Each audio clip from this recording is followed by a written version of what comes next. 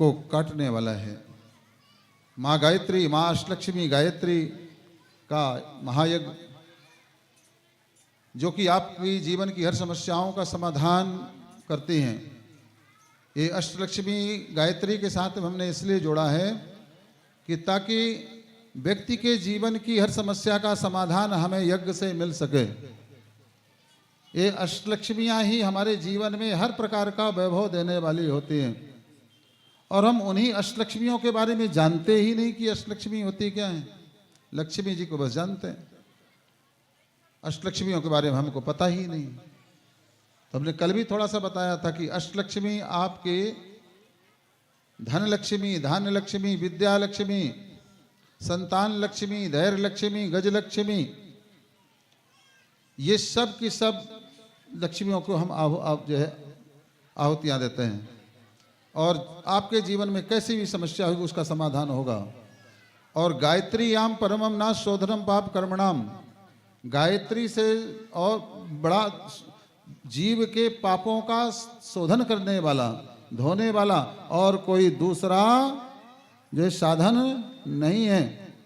जो गायत्री का जप करता है, ब्रह्म मुहूर्त में उठता है और अपने जीवन से विकारों को दूर निकालता है, वह स्वयं देवता बनकर के इस धरा में होता है। उसके जीवन में फिर किसी प्रकार की कोई कमी नहीं होती है। जीवन की आपके जीवन की किसी प्रकार की समस्या का समाधान अन्य कोई मंत्र कर सकता है। जो कार्य अन्य मंत्र कर सकते हैं वह अकेले गायत्री मंत्र कर सकता है। गायत्री मंत्र की इतनी अद्भुत महिमा है। जो व्यक्ति गायत्री मंत्र का जप करना प्रारंभ कर देता है वह धन धान से परिपूर्ण होना शुरू हो जाता है। उसके जीवन में हर प्रकार का वैभव अवतरित होने लगता है। शास्त्र कहते हैं, वेद कहते हैं कि गायत्री क्या देती है? स्तुता मया वरदा वेद माता प्रचोदयन्ताम पावमानी दुजानाम आयु प्राणम प्रजाम पशुम कीर्तिम द्रविड़म ब्रह्मवर्चसम मह्यम दत्वा ब्रजत ब्रह्मलोकम। क्या क्या दिया भैया? आयु, व्यक्ति आयुवान होता है। आयु मिल जाए मगर जो है शरीर में दम ही ना हो, प्राण ना हो तो क्या किस काम का? बहुत लोग जीते रहते हैं मगर उनके पास में शक्ति नहीं है, सामर्थ्य नहीं है, किस काम का जीवन? तो दूसरा क्या देती है? प्राणम, प्राणवान बनाती है, ऊर्जावान बनाती है। प्राणवान और ऊर्जावान व्यक्ति ही बड़े बड़े कार्य करता है। अपना ही जीवन नहीं जीता बल्कि संसार का भी कल्याण के लिए कार्य करता रहता है। एक व्यक्ति वह होता है जो अपना और अपने परिवार का भरण पोषण नहीं कर पाता, विचार करो। और एक व्यक्ति वह होता है कि पूरे संसार की समस्या का समाधान करने के लिए निकल पड़ता है। बोले गायत्री माता के जय हो। तो आयु प्राणम, प्राणवान बनाती है। प्रजाम, उसको चाहने वाले बहुत लोग होते हैं। अरे जहां गायत्री आ जाएगी उसको कौन नहीं चाहेगा? जिसके हृदय में गायत्री आकर के बैठ जाए तो स्वाभाविक रूप से ऑटोमेटिक आकर्षण उसके के लिए होने लगता है। हर व्यक्ति को लगता है ये हमारे अपने हैं, ये हमारे अपने हैं, ये हमारे अपने हैं। ये हमसे लगता है जन्मांतरों का नाता है इनसे। तो उसकी प्रजा उसको चाहने वाले होते हैं। प्रजाम पशुम, पहले पशु धन हुआ करता था, है ना? अब तो आजकल मोटर गाड़ियां हैं। तो मोटर गाड़ियां जो है भी देने जो है गायत्री देती है। आयु प्राणम प्रजाम पशुम कीर्तिम, फिर उसकी कीर्ति फैलती है। जैसे सूर्य जब निकलता है तो उसकी कीर्ति फैलती है। और जब कीर्ति फैलती है तो जैसे सूर्य निकलता है ना, तो कोई बताना थोड़ी पड़ता है कि मैं सूर्य हूं। ऑटोमेटिक गायत्री का उपासक जो होगा उसको बताना नहीं पड़ता कि मैं गायत्री साधक हूं।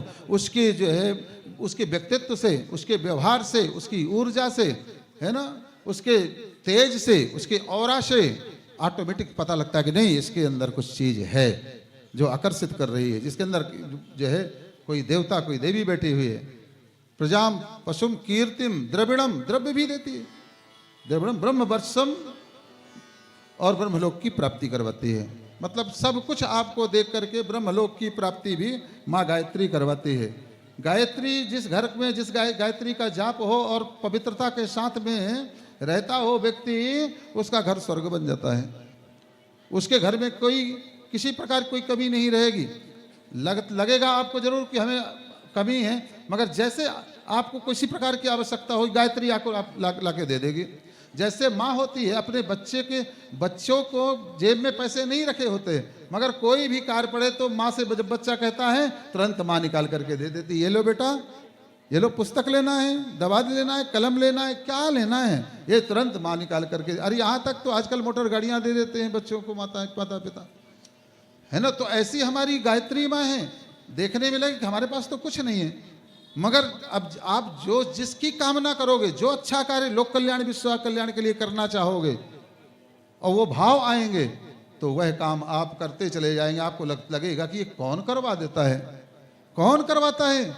मगर हाँ, स्वार्थ के भाव नहीं होना चाहिए, कृपणता के भाव नहीं होना चाहिए, उदारता के भाव होना चाहिए। ध्यान रखना, कृपणता भगवान के द्वारा दिया गया एक अभिशाप है जीव के लिए, और उदारता भगवान का दिया हुआ वरदान है।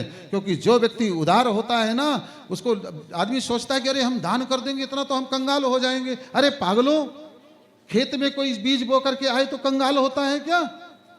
ठीक इसी तरीके से जो व्यक्ति दान करता है, अच्छे अच्छे यज्ञ आदि करता है, उसके जीवन में कोई कमी रहेगी क्या?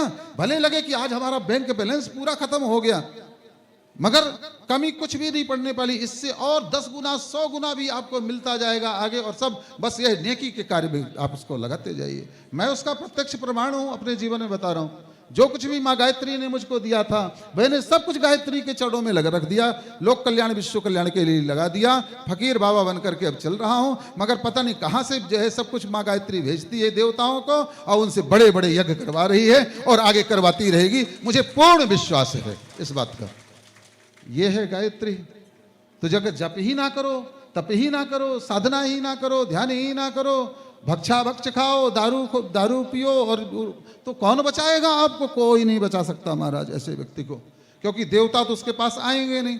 जो विकारों से भरा हुआ व्यक्ति है, जो मदिरा पीता है, शराब पीता है, भक्ष मांस मच्छी खाता है, तो उसके पास में देवता कभी आने वाला नहीं है। गांठ बांध लीजिए।